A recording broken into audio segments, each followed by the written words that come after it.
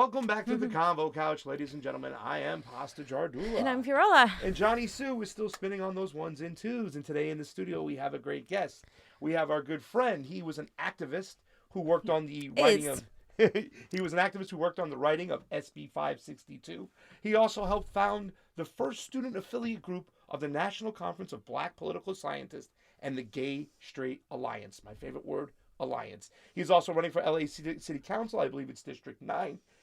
Yes. David Cunningham is in the house. How are you doing, David? Thank you for having me, Pasta. No doubt. Welcome. Yeah. It's good to see you as well. We're going to talk about a lot of things today. We're going to talk about why you're running, who you're running to get, what's inspired you. You're going to kick off our candidate month. You're the first guy in the studio, and we appreciate getting you in here. So let's just jump right at it. You're from Watts originally, right? I'm from South Central Los Angeles and Watts, to be specific. Yeah. I grew up in foster care. I was neglected by the system, and I became homeless at a young age, at 11. And it's the story of so many foster youth and, LGBTQ youth nationwide. And I'm running to change that. I'm running to be a voice for the unheard voices. Yeah. I mean, didn't you eventually get adopted, I think you thought? Well, yeah, I was adopted. And when I was adopted, that family, I was abused by that family. I was abused mentally, physically, emotionally, even sexually in that home. And that's when I became, I would report the abuse. And no actions prevailed. And at 11, I became homeless after opening up about my sexuality. So my 8th grade teacher, Julia Tobert, she took me in to her home, and she cared for me and nurtured me. And I was able to complete the 8th grade, and she enrolled me into Locke High School, where I graduated at 15 with the APEX program. The APEX program is an exhilarated learning program where you learn on your own time. And after every class you complete online, you earn your credits. And I was able to finish in my 9th grade. That's awesome. In the 9th grade. I knew there was a hero somewhere in this story. What's her name again? The 8th grade teacher? Her name is Julia Tobert. Awesome. She's, we stay in contact, still. She's she's my mother. She was there for me, and she's still there for me.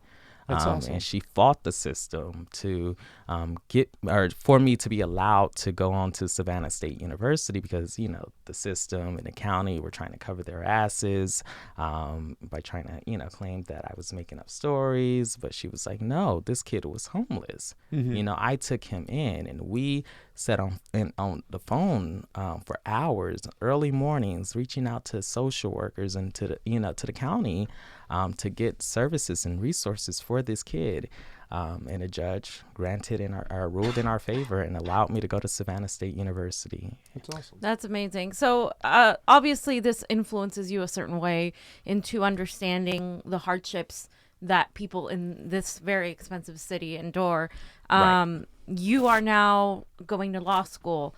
What else is driving you to run? Because this is a very corrupt city. I mean, we a lot of people assume that California is very progressive, and then you start understanding the establishment here, the California Democratic Party, and you start seeing just how not progressive they are and how there's a lot of activists here, but we need to get our activists in office. Right. What is driving you? What do you want to accomplish by going into the LA City Council? It seems like a cesspool of corruption. Right. So I started off in politics. I was asked by a group of ladies or women in Watts, to run for state assembly. And I wasn't too sure because my goal has always been to be a judge and an attorney and, fight for criminal justice reform and ending the school to prison pipeline. And I wasn't really sure about getting into politics. I didn't know my impact with going into politics and running for office. So I launched my campaign. Well, they gave me a week to decide. And I came back to them that week, and I still wasn't sure. But the ladies were like, well, we're going to move on with another person. And I was like, hold up. let's go back to the drawing board. I would like to run, and I would like to serve the people of Assembly District 64. And I ran to take out Mike Gibson, who's, a corrupt individual and, constantly votes in favor of oil companies and, pharmaceutical companies. I like clean air. Gotcha. But unfortunately, Los Angeles Dave. doesn't have clean air because of pollution that's driven by the oil companies in Carson and in that area, in the 64th Assembly District and in Torrance. It happens to be low-income minority areas, too, that always get the worst, the brunt of the problem. So you went through all this craziness with your life, and now you're back here. You're back home in Watts. Yes. In your district, what is the most pressing issue that you need to tackle within your district of Watts? Homelessness. Homelessness is my number one focus going into the city council. We need not to criminalize homelessness. We need to provide housing for these people. We need to, stop selling out our city to developers. And I will work closely with the district attorney in prosecuting elected officials who sell out our communities and who sell out our communities and who misuse taxpayer dollars. On that point, what is your opinion of DA Jackie Lacey?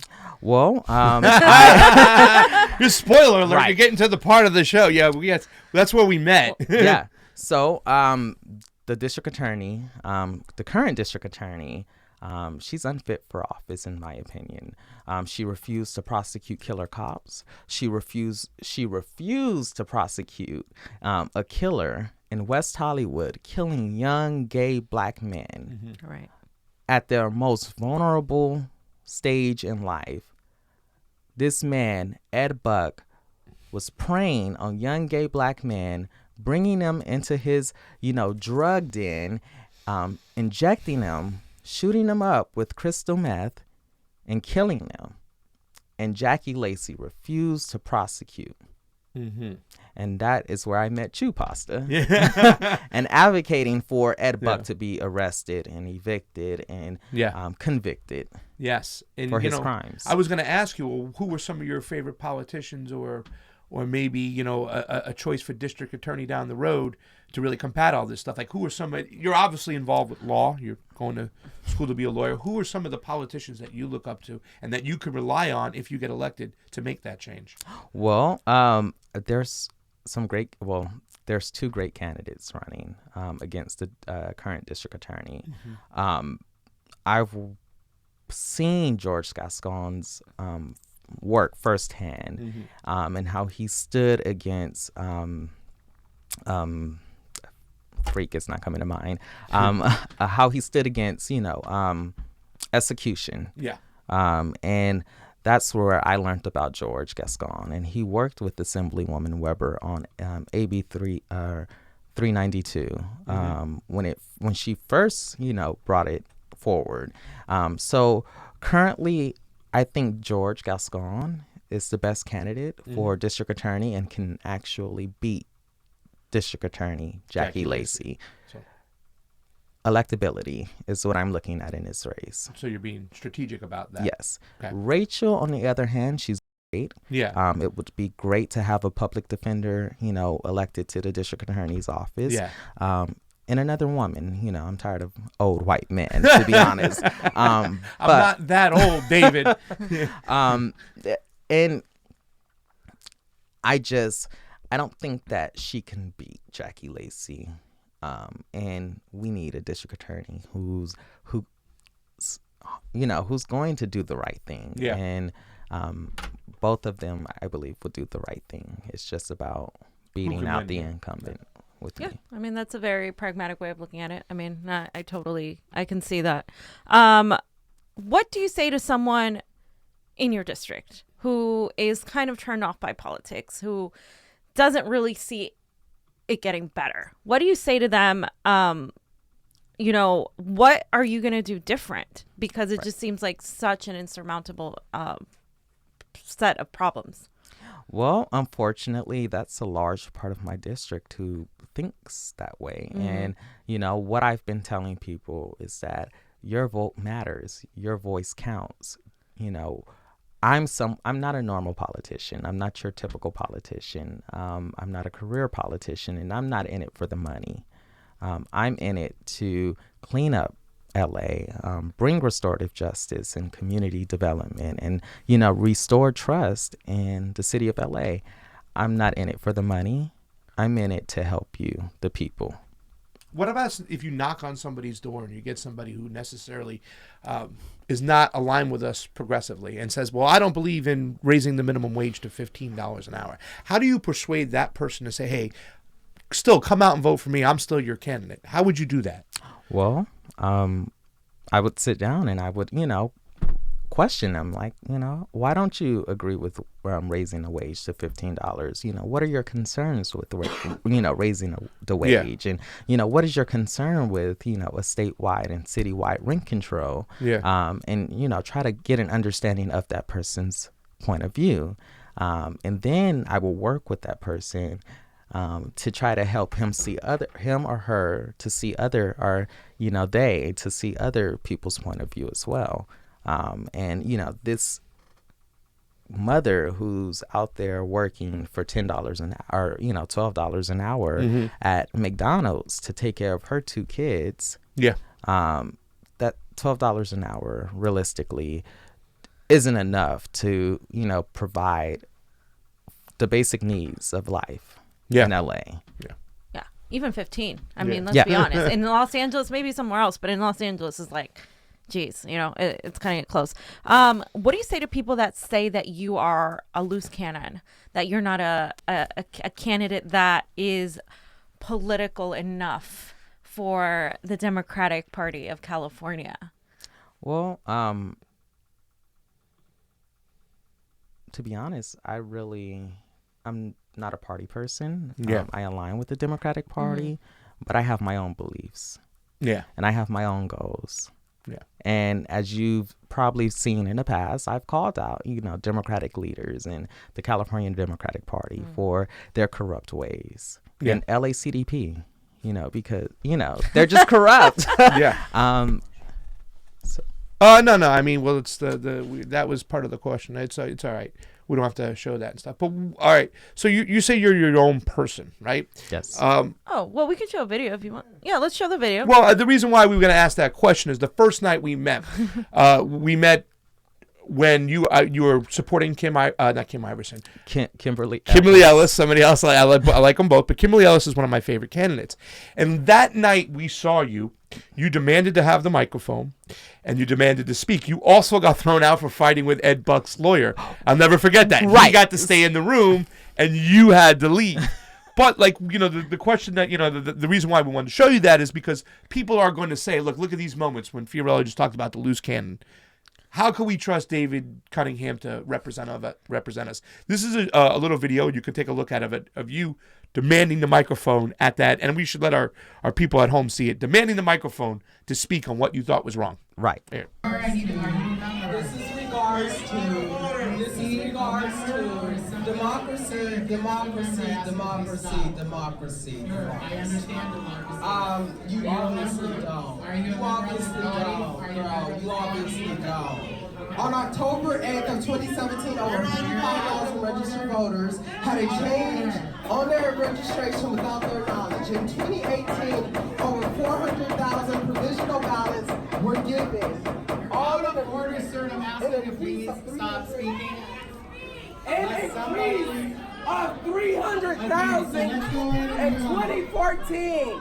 The change was not related. Is somebody willing to yield their time and give them 1 minute?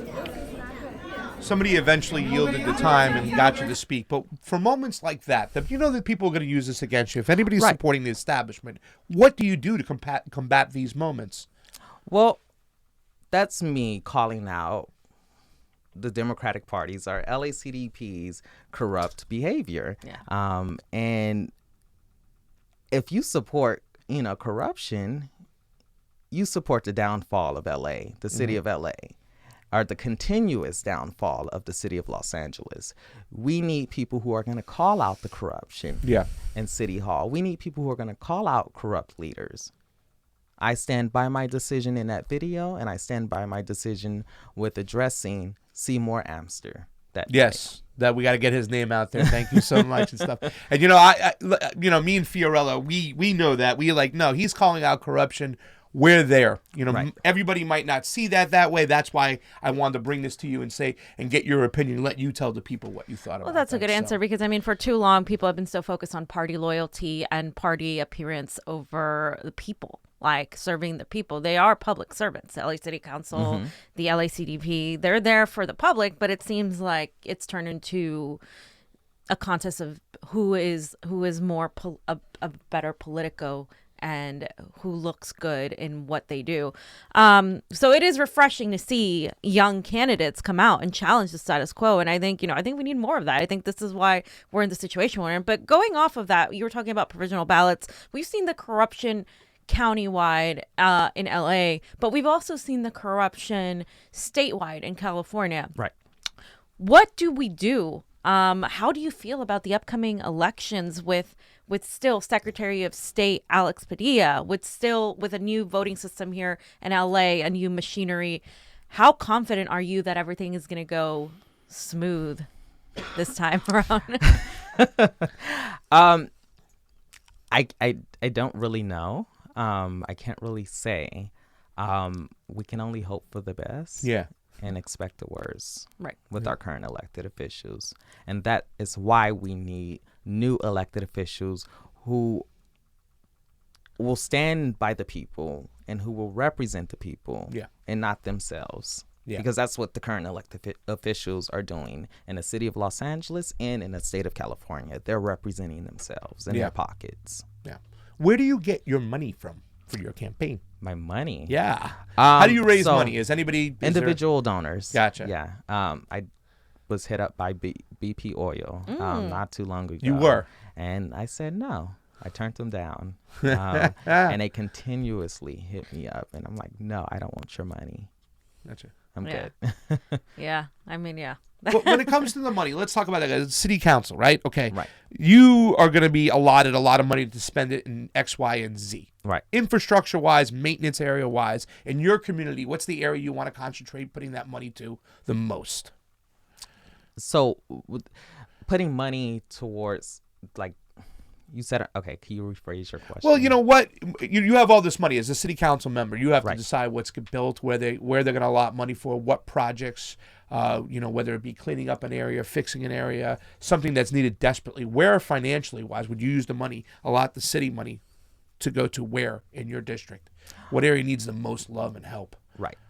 So I think all of LA needs the most love and help. In my district, South Central, cleaning up the streets, getting the homeless housed, spending money on the development of affordable housing, and shelters. More shelters are needed. Yeah. That's my priority, as a city council member. Yeah. Yeah. So on that note, what is your opinion on the charter schools? Because there's always a lot of controversy, especially in a state like California, where, some charter schools claim that they have helped individuals of a specific group, whether they have a disability, whether they're foreign. And then there's the LA Teachers Union that says, charter schools siphon money off of public schools. What is your opinion on that? Because most politicians are very... Yeah, I'm still learning a lot about the situation. I don't know the answer. It's going to take a lot of, research and, figuring out what the situation at hand is. Yeah. I can't say right now because I don't know. Yeah. Right. But I do support public schools and, free public K through 12 educations. Yeah. So, I mean, being a person who graduated at 15 years old and whatnot, what do you think, what's the biggest area in California education as far as the public schools that we need to fix? Is it teacher salaries? Is it? Oh, it's a lot. Educational equity. What does that mean? That means, so I worked for an organization as an organizer for Angelino's Organizing for Education. schools in low-income communities are forgotten about, and they're given hand-me-downs, from other schools. Teachers aren't paid well, and the art programs are taken out of our school, music, theater, and our kids have nothing to do, so they get bored and they go out and they, Exactly. make their own fun, and whether that's committing crimes or tagging and so forth and so on. I think that we need to bring back the arts into our schools. Yeah, it's really important. So who are you supporting for president at this point in time, and what is your opinion on the election thus far? Because that is obviously, this is big. Not only are we running local candidates and congressional candidates, Right, but we're also running for president of the United States in a very tumultuous time. So in 2016 I was a Bernie delegate. Awesome. I am on a fence right now with who I will be supporting. Tom Steyer looks great to me. I've worked with him before he's decided to launch a campaign for president. I've seen his work firsthand, but unfortunately he's another billionaire. Yeah. He's also another old white man. Another old white man. But we can also say that about several other candidates, Bernie included. Yeah. But Bernie has a great plan. I love and I respect Bernie. But at this time, I don't have a candidate who I will, fully support or back. I, stated Tom Steyer and I stated Bernie Sanders. But at this, I'm confused. No, I hear you. Me personally, Tom Steyer is my number 3. He replaced Andrew Yang, and that's leaving Marianne Williamson out of the equation. But no, I think Tom Steyer has a lot of great things about him too. I didn't like him at first myself. I didn't want to hear about another billionaire. Right. What kind of work did you do with Tom Steyer? Well, Tom has dedicated a lot of his work to foster youth, and seeing how he's interacted with the foster youth community over the years. Before, jumping into politics, we were really grateful for him and his work and his donations and, his service to, kids in foster care. So, yeah, he seems like he's kind of a class traitor in that way, that he's realized, the work he's needed to do. Honestly, he's been doing pretty well as far as answering the right questions right and being on the right side of progressives. Nationally though, what do you look for in a candidate? What's going to be the deciding factor? Electability. Okay, so electability. But I can catch a lie, and I think Joe Biden is a liar. Yeah. I do not support that's him, and several other candidates I do not support, and they're just pandering to the communities. Right. Who else is pandering other than Joe? Give us some juicy names. Bloomberg. Yeah. Oh, yeah. God. Yeah. No comment. Exactly. So my top 2 right now are Bernie Sanders and Tom Steyer. Okay. Cool. Good. Awesome. Cool. And is there anything that you'd like to particularly tell people to why they should vote for you? What something that is going to separate you from other people running? Right. So I'm running for Los Angeles City Council to restore justice, rebuild community, and renew trust in the city of Los Angeles. I'm running to take out corruption in City Hall and throughout the city of Los Angeles and county of Los Angeles. Vote for me. And I will represent you, unlike many others who have claimed that they will.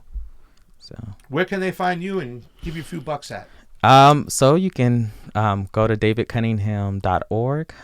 That's currently not I don't know how to say it, but that's currently not my address because I don't know how to fix that. My team is working on it now. But davidcunningham.org should be up by the end of this week. And you visit my website, learn more, check out my platform for Los Angeles, and donate, volunteer. And come you're out. on Facebook? I'm on Facebook. Twitter, you got it all. Facebook, Twitter, Facebook, Facebook.com/David for LA, number 4 LA, Twitter.com//David _ CUNN, and Instagram David _ Cunningham _. When is the primary? So the primary is next year for city council. Yes. It's March of 2021, and a general election will be in November of 2021. Okay. So we got some time there. All We right, got no some doubt. time. David, thank you for joining the Convo Couch today. Thank you for having me. We appreciate you. Thank you very much. For Pasta Jardula, I'm Fiorella Isabel, and we'll be back. and we will be back in a little bit. Jonny Sue, we're going to finish out with a little video. Take a look. Combo out. Oh, wait.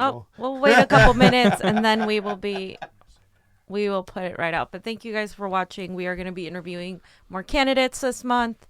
Ooh, I didn't even look at Congressional YouTube. candidates. We're going to be talking to more local candidates and getting their opinions on what's going on here in other states and nationally. So we are also doing the GoFundMe. If you guys can please help us out, $1.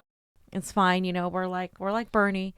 Our donations are small, and that's how we like it. So anything you can give would be awesome. All right. Here's the video. We're going Bye. to check it out. Hello, fams. Welcome back to the Convo Couch. As you know, we are in the middle of a huge primary and election season that will determine so much of where the future of America goes. We want you to know that we appreciate and are so grateful for the support you all give us every single week.